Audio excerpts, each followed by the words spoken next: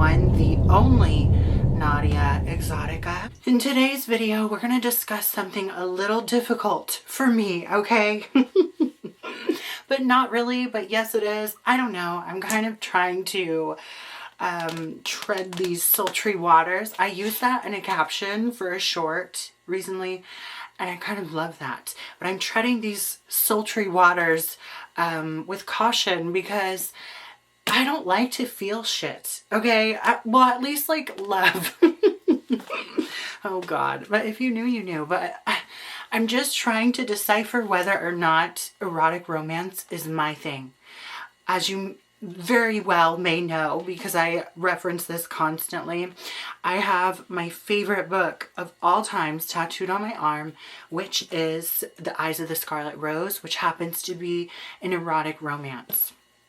And I thought, well, you know, I've had a hard time reading it because it pulls at my heartstrings. But despite that, I'm like, let me branch out and try something else.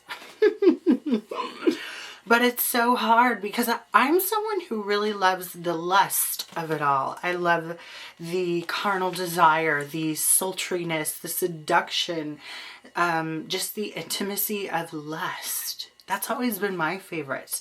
The lovey-dovey shit is at sometimes unfathomable. It's too hard for me. But I don't know, it definitely, it does something to me. It's intoxicating, right? As it is for everyone. However, this is a part of a series called Lakefront Billionaires, and it's called Love Unwritten by Lauren Asher. I didn't know I got the second one in the series until after I had already bought it. I was in the car with my best friend and she was like, yeah, duh, don't you see the 2 on the spine? I'm like, oh. And she actually has the initial one, the first one of the series. However, what I was told was you don't need to start with number 1. It's like they're each their own individual kind of sagas. You do get a backstory though, so there is that, but it's not necessarily necessary from what I was told, okay?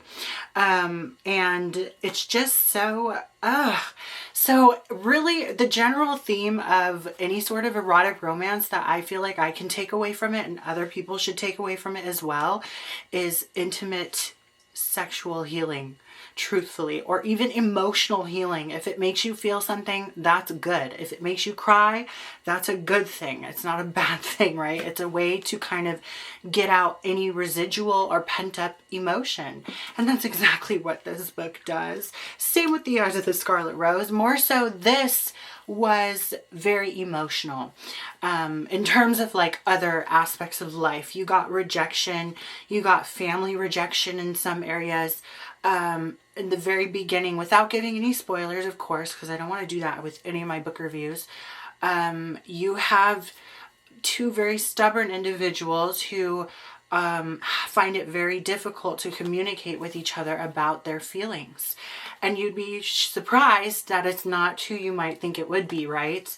And so it really kind of speaks of what happens when you don't address emotions, okay, with your close loved ones. Doesn't even have to be in a relationship. For those who are in need of it, there is, like, trigger warning, there is mentions of SH in here, S harm, but it's remedied in terms of like, oh God, like sexual healing. My goodness. And then not only this, it's like there's also trust issues. It speaks of trust. It also speaks of, again, like communication with family and how desperate at times people are for their close loved ones to, I guess, acknowledge verbally their hardships instead of just sweeping it under the rug, actually addressing it and talking about it and being present with the uncomfortability that is someone's hardships, right? One of their family members' hardships.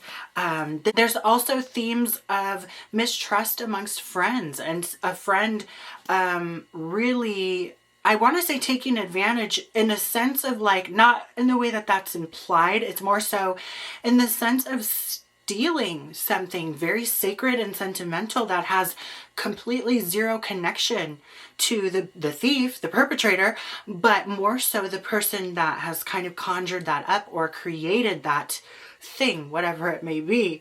And there's mistrust there.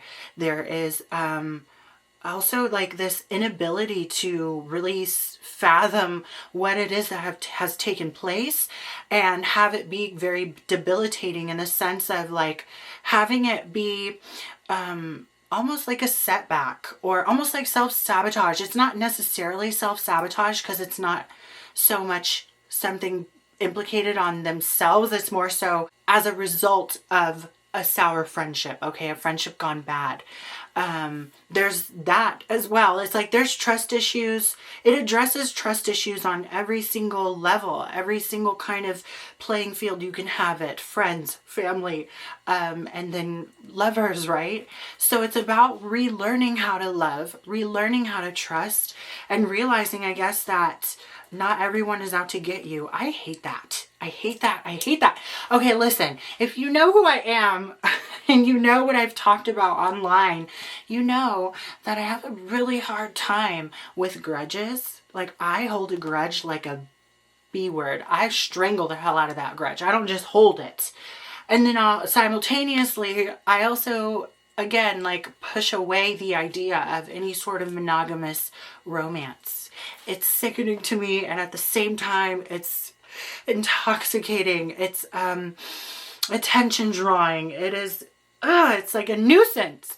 But reading books like this kind of helps me, I guess, relearn that part of myself, because not only have I been taken for granted and for taken advantage of, but there's just so many different layers.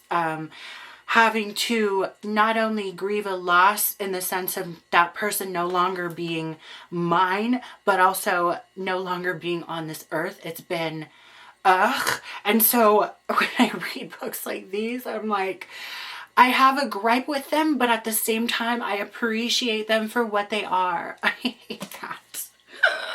I hate that. My friend always tells me too, I think it's a quote from Moana. She throws all these different quotes at me from Moana, from Phantom of the Opera, all these different ones. She's just like, don't ever let the world make your heart cold or whatever, or something. I can't remember how it goes. And it's true, but I hate that it's true. But in saying all of that, I despise things like this, but in the best ways, because they remind me that I'm human, I guess. Like, they remind me that I feel feelings, and that romance teaches you an awful lot about yourself and about someone else. That's kind of the pinnacle of this, is like, they're learning lessons, whether we like that or not, whether you want to indulge or participate or not. That's essentially what relationships are. And I feel like this book in particular captures that in the most beautiful way, and in a very annoying way, but very beautiful.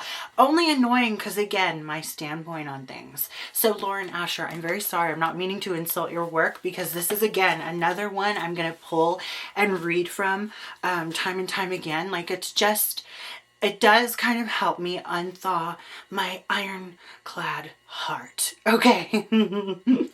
So it was everything. It was everything. Oh my God. So on the back, let's read. So it says, it's like a little post-it note. No, not a post-it note. It's almost like a love letter or something. And on the front, actually, too, there's different postcards and whatnot. And the back reads Raphael's name, Raphael. Ellie Sinclair is a hopeless romantic who writes love songs. I'm a struggling workaholic who could inspire 100 breakup albums. On paper, we have nothing in common except for my son. For 8 months, I avoid her until our summer trip. 14 days, 2 islands, and 1 nanny I shouldn't be attracted to. Ooh, why does this keep following me? Why does this theme keep following me? In Eyes of the Scarlet Rose, it's relatively similar, but not. That is more of like a mistress situation. And look, I know my last video I was talking about all that shit. And while I remain true to the theme of that video, you just can't fucking help who you fucking fall in love with. Anyway, spending time with Ellie is expected, but enjoying her company, that isn't a part of our travel plans. After my divorce, I swore to protect my heart at all costs, even if it means breaking hers in the process. Motherfucker. Then it says, Ellie, what's worse than working for a grumpy single dad? Admitting that I once had a secret crush on him in high school. Thankfully, Rafael Lopez and I have changed since we graduated from Wisteria High. He is a billionaire with a company to run and a child to take care of. I'm an unemployed songwriter he hired to watch his son and teach music. We coexist without any issues on until a vacation changes everything. Lines blur and old feelings for Rafael return with a vengeance as I face a new dilemma. Being his son's nanny is one thing, but wishing for more sounds like a heartbreak song waiting to be written. Hate, but I love. I have such a love-hate with all erotic romances. I might not be cut out for smut, you guys, truthfully. But it is such a captivating read, and I suggest it 100%. And again, there's not a fucking single chance Lauren Asher would ever see this video. But I do just want to say, brilliant writing, despite my conflicted and charcoal black heart. This was amazing. And again, I'm just going to be pulling from it again. Eventually I'll find the wherewithal to read it, but I'm like, right now I can't. My next read actually is completely opposite. It's a horror, so I'm kind of excited about that. But just phenomenal. Please.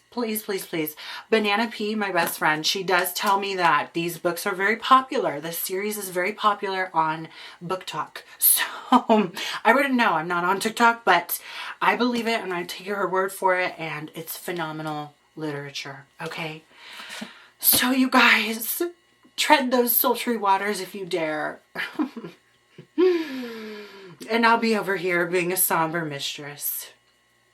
If you have any questions, comments, concerns, or video requests, feel free to email me. My email is naudiaexotica@gmail.com. Follow all my links at naudiaexotica.com. And also don't forget to read my blog, which is naudiascuriotrove.com.